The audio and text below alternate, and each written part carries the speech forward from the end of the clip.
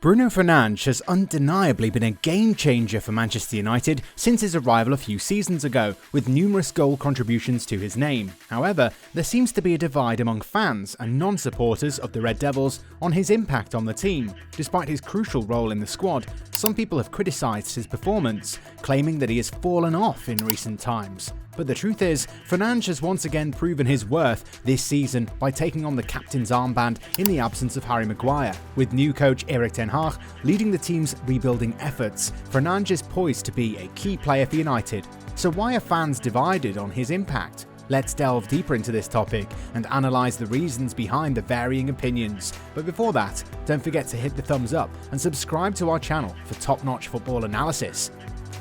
At the start of the season, Fernandes struggled to find his rhythm, directly contributing to only 3 goals in the 13 league games leading up to the World Cup. This was a stark contrast to his explosive performances in the early years of his time at United. However, while Rashford's impressive goal scoring has garnered attention, it has overshadowed just how impressive Bruno Fernandes has been. With a more dynamic set of attackers ahead of him, Fernandes has been able to showcase his creativity and has now reached double figures for assists this season, much to the delight of Rashford. But the revival at United cannot solely be attributed to Ronaldo's departure. Casemiro's transition into the team has been crucial in 2 ways. Firstly, with a world-class player behind him, Fernandes can focus on his attacking duties and not have to worry about defensive work. Secondly, with Casemiro's quick passing, Fernandes can be quickly picked out in dangerous positions and wreak havoc on opposing defences. Alongside the blistering speed of United's forwards, Fernandes' contributions to transitions often go unnoticed. While he is undoubtedly creative in possession, he also poses a significant threat when United regains the ball. His keen awareness of attacking space, combined with his directness and passing ability, makes him an invaluable asset in this phase of play. When United wins possession, Fernandes quickly identifies the optimal space to attack and uses his cleverness to make himself an excellent option for launching rapid attacks. Moreover, his vision and passing skills enable him to call for the ball or free himself up to receive it whenever United regain possession. This season, Fernandes has played more minutes under Erik ten Hag than any other player at the club. Someone who consistently puts in top-notch performances on the field deserves much more recognition and credit from fans and critics alike. While Bruno Fernandes is undoubtedly a top-class footballer, like all players, he does have his weaknesses. It's unrealistic to expect every player in midfield to excel in all areas, like a cheat mode in FIFA. If we take a closer look at his underlying numbers, his defending intensity and impact could be improved, which could pose a problem in Ten Hag's system, where controlling the game out of possession is crucial.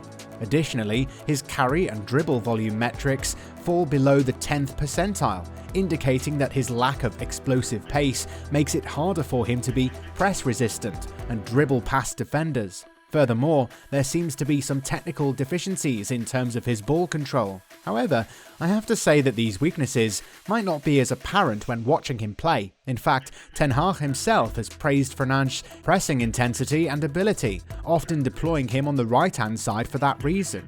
What's your take on this? Let us know in the comment section below. Another aspect of Bruno's game that's come under scrutiny is his behaviour on the pitch. Well, let's take a look at an example from last month, when Manchester United suffered a humiliating 7-0 defeat to Liverpool just after ending their 6-year trophy drought by winning the Carabao Cup. Despite going into the game high on confidence, with a 10-game unbeaten streak, the Red Devils were soundly beaten by their fierce rivals, and Bruno was not immune to the criticism that followed. English pundit Ian Wright didn't hold back when he analysed Fernandes' actions during the Liverpool game alongside fellow pundit Michael Owen. At one point in the second half, Fernandes went down in the box and appealed for a penalty, but instead of going up and running back to defend, he stayed down and argued with Liverpool goalkeeper Alisson Becker. Wright was particularly scathing in his assessment of Fernandes' behaviour, saying, "This is the captain. This is the guy who is meant to be leading by example. Look how he's acting. I was really surprised." Another moment of concern for Wright was when Fernandes failed to track back and only sprang into action when the referee gave a foul against United. Wright called his response laughable. Furthermore, Bruno has responded to criticism from former Manchester United players Gary Neville and Roy Keane regarding his body language during the Liverpool match. The Portuguese midfielder was accused of being a disgrace by the duo for his animated gestures on the pitch. However, Fernandes defended his behaviour, stating that his competitive nature sometimes gets the better of him, but he never intends to disrespect anyone.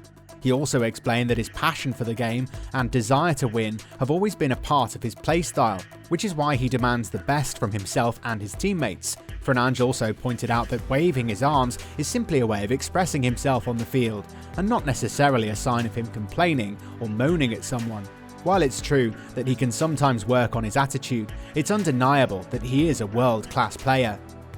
This season has been a wild ride for Ten Hag and his team, but despite the ups and downs, Fernandes has been a beacon of positivity. He's been asked to play in a variety of unfamiliar positions, but he's never once complained and has still managed to make a big impact on the team. Sure, he takes risks and occasionally loses the ball, but that's just the nature of a creative player like Bruno.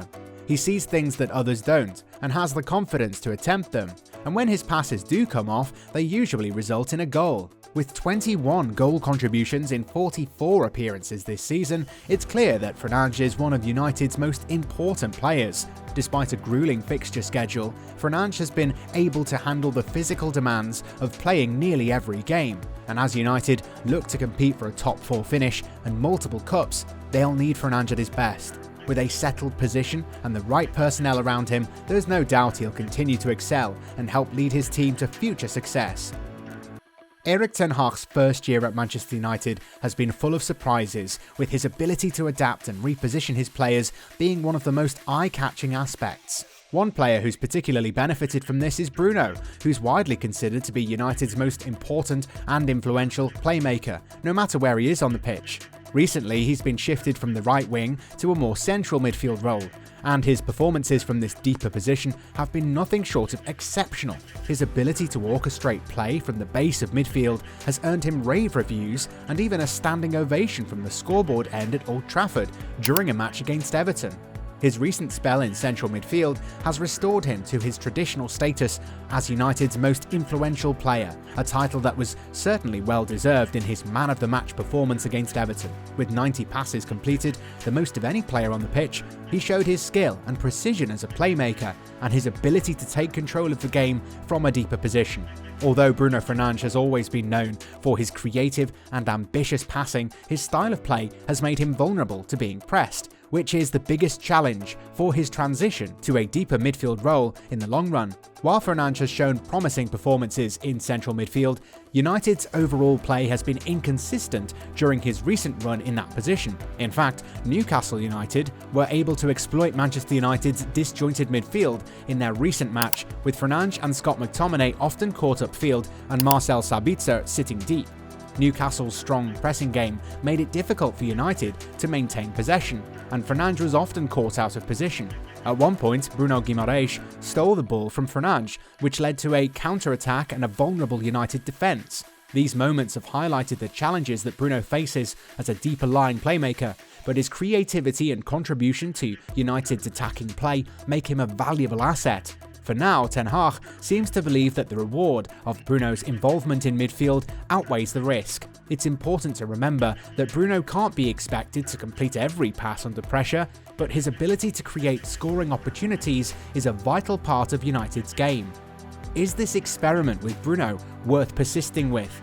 The answer to this question lies in the kind of opposition United faces. If United is playing against a team that provides them with plenty of time on the ball and a considerable amount of space in behind to break into, then Bruno Fernandes' creativity from a deeper position could prove to be a match-winning asset. But against elite, high-pressing teams, Bruno's low percentage, ambitious passing and lack of press resistance could turn to dangerous turnovers in critical areas of the pitch. It's a matter of balancing the advantages and disadvantages of Fernandes' role. While he's shown himself capable of playing from a deeper position, there might be situations where another solution is required. Regardless, this season, full of tactical redeployments and problem solving, has showcased Ten Hag's ability to find solutions. Bruno Fernandes is a polarising player among Manchester United fans. While some admire his creative flair and impact on the team, others are concerned about his tendency to lose possession and struggle under pressure. However, one thing's certain: his role and position within the team will continue to be a topic of discussion and experimentation as Erik ten Hag seeks to find the optimal balance in midfield. So what do you think about Bruno Fernandes? Let us know in the comment section below, and if you enjoyed this content, consider subscribing to the channel for more updates on your favourite football topics.